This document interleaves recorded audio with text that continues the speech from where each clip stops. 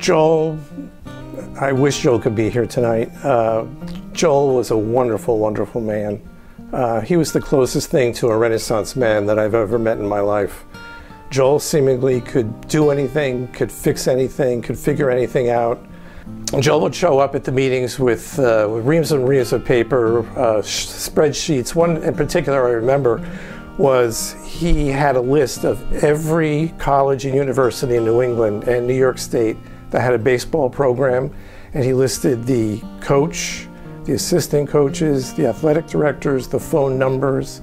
It was just amazing. We all left the board meetings with about 10 pounds of paper. Joel is a person that I have extreme high respect for. He was one of the individuals that I got to know fairly well at the beginning, an individual that I would not have gotten to know if it wasn't for my involvement in the NECBL.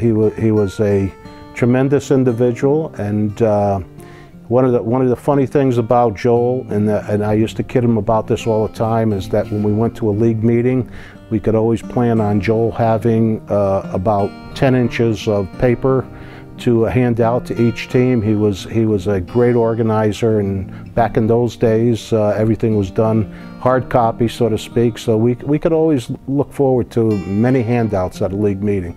The first meeting we had at the ESPN, the boardroom, first NECBL meeting of the month, I noticed a fellow sitting by the Middletown general manager, Buzzy Levine, and he was very quiet, but taking notes and just doing everything to really be involved in the conversation without actually speaking.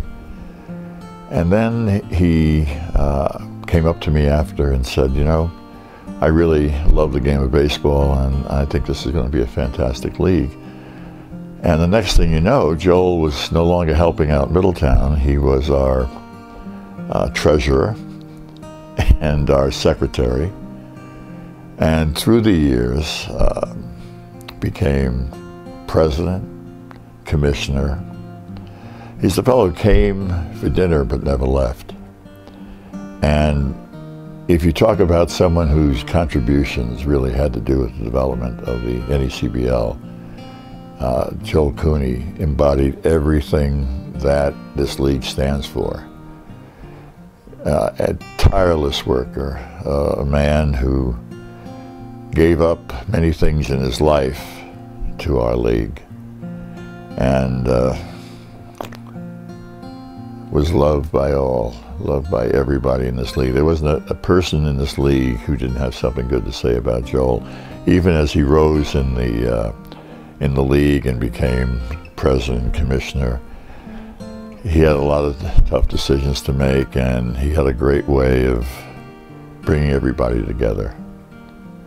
Joel was a man for all seasons, particularly baseball. The baseball season was his season.